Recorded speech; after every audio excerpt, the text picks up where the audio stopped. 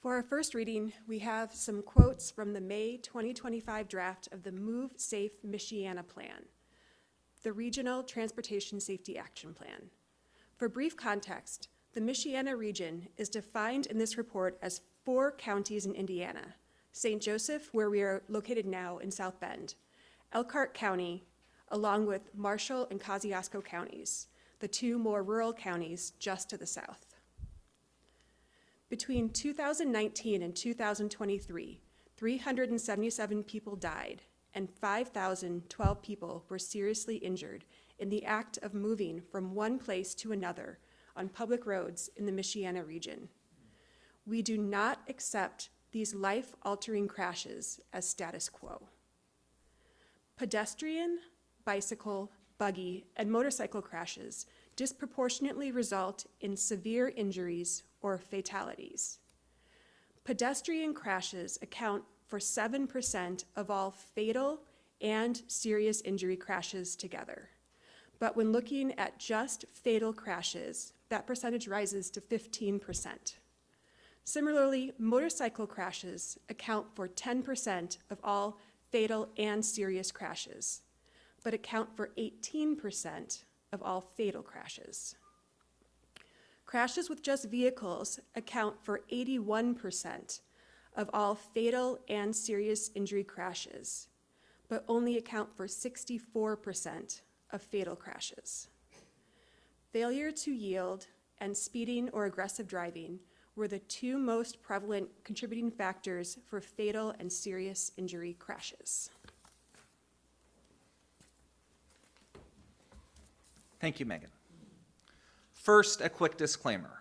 I am professionally employed as the Senior Regional Transit Planner for the Michiana Area Council of Governments. Both the first reading and upcoming second reading are from the same report that I was tangentially a part of creating. This sermon represents my own personal views and not the views of my employer, MACOG. Let me start with a deeply personal story. When I was 20 and in college, I was having the time of my life in Argentina on a month-long college course that was a trip to study the ecology of Patagonia. We were touring on a bus, and our local guide stopped the bus on the side of a rural highway in the middle of the steppe so we could get out and look at something. The bus was parked poorly and created a blind curve. To get to this location, we all had to cross this rural highway. As we were all crossing, I saw an approaching car and paused by the side of the road.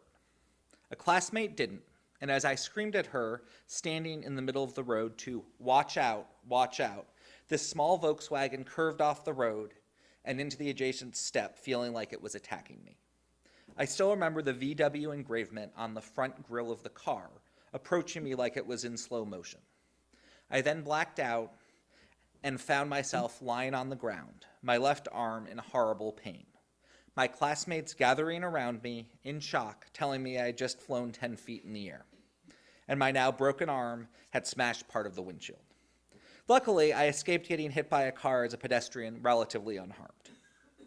The only consequences were needing to be flown home by my school study abroad office on evacuation insurance for surgery, stuck on the couch in my parents' apartment for a few weeks recuperating, plus physical therapy for the rest of the year.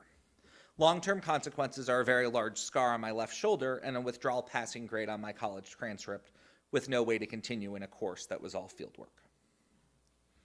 A few years after the crash, I was volunteering at a fundraiser. At this event, 3 families who recently had children killed by vehicles were telling their stories and being honored. One of those was the mother of Sammy Cohen Eckstein, age 12, who was killed while retrieving a soccer ball back in 2013 in the middle of the street in front of his home across from Brooklyn's Prospect Park. Traffic stopped in one lane of a 2-lane one-way street to allow Sammy to retrieve his ball, but an aggressive driver driving a van sped up to get through a nearby traffic light and ran Sammy over in the other lane, killing him.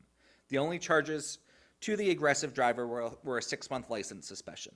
His mother, Amy Cohen, ended up founding Families for Safe Streets. Families for Safe Streets is a club I hope most of us never become members of, although I know some of us are sadly eligible. Quoting their website, they are a fast-growing national movement supporting, organizing, and elevating the voices of those affected by roadway deaths and severe injuries in order to end the preventable epidemic of traffic violence on our roadways.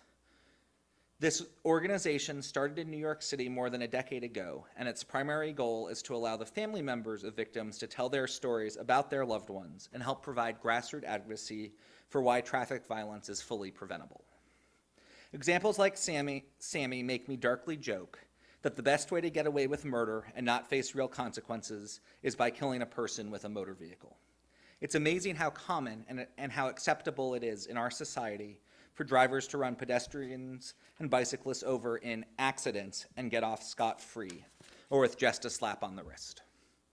I'm a big believer in not calling these types of incidents as accidents, but calling them what they really are, crashes.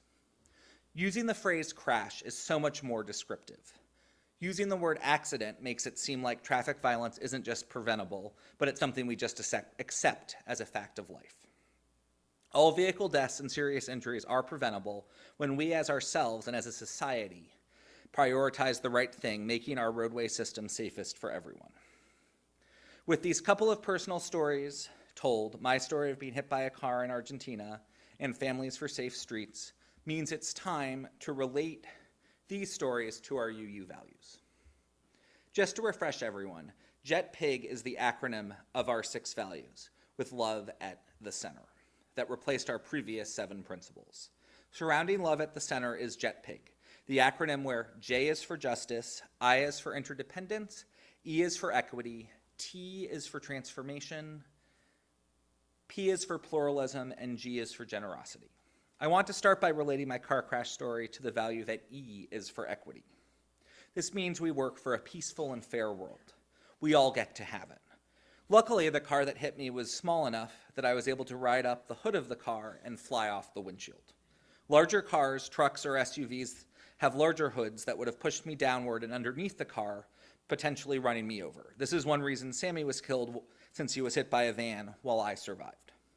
A report from the Road to Zero of the National Safety Council in 2024 stated the main reason that traffic fatalities keep going up is because Americans in particular keep buying larger cars, with sedans and wagons replaced by SUVs, pickup trucks, and vans that account for 75% of vehicles produced today.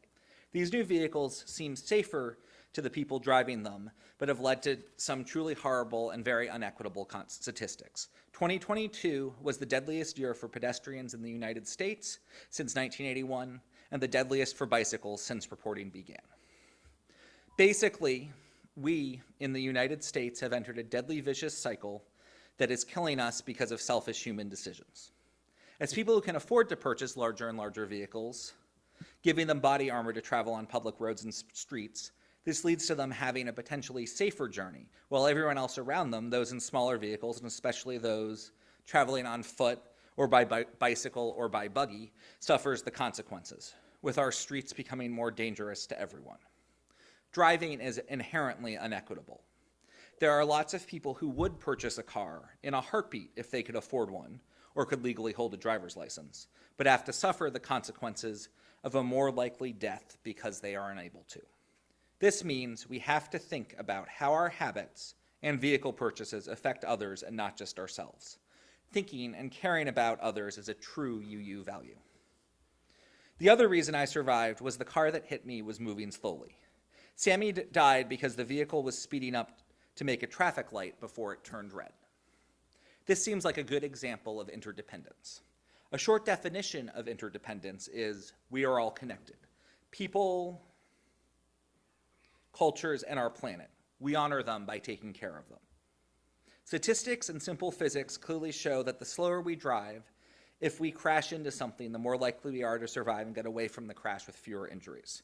The best way to describe this is the fact that a person hit by a car at 20 miles per hour has a roughly 90% chance of survival. This decreases to a 75% chance of survival at 32 miles per hour. These statistics then rise rapidly, with a 4.5 increase in risk of death between 30 and 40 miles per hour, to a survival rate of less than 20% at 40 miles per hour. Over 40, the person being hit is basically screwed and will die. So to drive like a UU Drive slowly when you're anywhere where pedestrians, cyclists, or buggies might be around. A big movement that is in progress in lots of cities is to lower the speed limit of city streets to 20 miles per hour. So when vehicles collide with pedestrians, their chances of survival are as high as possible. It's not just lowering speed limits that really saves lives, it's redesigning our roadways with traffic calming measures. The goals of these measures is to fundamentally change human behavior. These are called in the industry road diets. Road diets are one of the only types of diets I approve of. Road diets include traffic calming measures such as eliminating lanes, such as reducing a 4-lane road with no turn lanes to a 3-lane road with a central turn lane, so traffic turning left doesn't hold up other traffic. This can also include narrowing lanes, so drivers have to drive slower because it doesn't feel safe to drive faster. It can also mean adding bulb outs to the corners and central median islands to crosswalks to allow pedestrians to safely pause in the middle of the street. These road diets are all done to force traffic to slow down and make drivers more attentive of their surroundings. It also means adding everyone's favorite roadway safety feature, speed humps, and their less frustrating cousin, speed humps. Speed humps and speed bumps are different. Speed bumps are fairly short and try to make cars slow down nearly to a stop. Speed humps, like the one the city of South Bend is installing on various roads, are designed to force drivers to slow down and drive the safest speed for pedestrians, since crossing speed humps faster than 20 miles per hour is not a comfortable experience and may wreck the suspension of your car. The next time you drive over one, look at your speedometer closely. You'll have reduced your speed to about 20 miles per hour or under instinctually. This lower speed allows any pedestrians in an area to survive if there were a traffic crash, versus the street not having speed humps. That traffic would continue free-flowing travel at 35 to 40 miles per hour, regardless of the speed limit signs. I finally want to talk about our JETPIG value of justice. This also has to include the overreaching fact that love is at the center by introducing a final concept that ties this idea that we can eliminate traffic deaths called Vision Zero. Vision Zero is the framework that cities and governments are using on a larger level to prevent the carnage that is taking over our streets and roadways. The traditional approach to traffic safety states that traffic deaths are inevitable. In Vision Zero, traffic deaths are preventable. Elaborating further, the traditional approach to traffic safety requires perfect human behavior from all drivers and pedestrians trying to engineer our way to the complete prevention of collisions when everyone is following the rules, versus Vision Zero that understands no human behavior is perfect, with the goal of preventing fatal crashes and crashes with severe injuries. In the traditional approach to traffic safety, it is thought that saving lives is too expensive, versus for Vision Zero, we must do everything we can to save all lives. Fundamentally, the biggest difference with the Vision Zero approach versus the traditional approach to traffic safety is Vision Zero acknowledges that people sometimes make mistakes. So we design our road system in a way that when we make mistakes, the mistakes do not result in severe injuries or fatalities. This is fundamentally different than traditional traffic safety engineering approach that often blames the victim for not following the rules. It designs wide roads to allow a margin of error for motorists while reducing safety for pedestrians. Now, a little bit of history. The idea of Vision Zero first began in Sweden in the 1990s. It was adopted when I was still living in New York City in 2014. One of the big early moments in my professional career while I was a graduate student studying urban planning was New York City getting permission from the state legislature to lower the default speed limit on all city streets from 30 miles per hour to 25 miles per hour. Vision Zero in New York City has paid off. In 2023, New York had its safest year for pedestrians since record-keeping began in 1899. This was a significant contrast to the 4 decades high of traffic deaths in the entire country in 2023. Bringing this idea of Vision Zero back to South Bend. The Move Save Michiana plan is a Vision Zero blueprint for our region. I'll never forget last year sitting in one of MACOG's policy board meetings and hearing the consultants introduce Vision Zero to our elected officials. Some of the elected officials pushed back on the idea. and I felt like a topic I care a lot about in my professional life had come full circle from my experience in Patagonia to my current job and home in South Bend. Sadly today, our current federal administration's backing of these types of Vision Zero initiatives is in jeopardy, including federal grants for sidewalks and traffic safety being rescinded. This makes it even more important for us as UUs to understand this concept of Vision Zero and how we can all drive like a UU. I realize that it can be hard to remember to drive slowly and not speed when you are running late in our capitalistic society, but this can be the difference between life and death. Remember that even if all traffic injuries are not preventable, all traffic deaths are preventable. As you head home from church today, if you're driving, please remember to drive slowly, and that if you hit a pedestrian, bicyclist, or buggy, the consequences are so much more deadly while you're driving 30 instead of 20. Speed humps are your friend, and keep everyone safer. Finally, let's all get into the habit of not thinking about car accidents, but calling them what they really are, vehicle crashes. Calling these accidents make injury and death on our roadways seem non-preventable. Deaths and serious injuries from car crashes are preventable through Vision Zero principles. Thank you everyone for listening. Now it is the slightly awkward part of the service where you ask us to help support our amazing community financially so we can keep doing this type of work and bring more different voices and perspectives to our pulpit and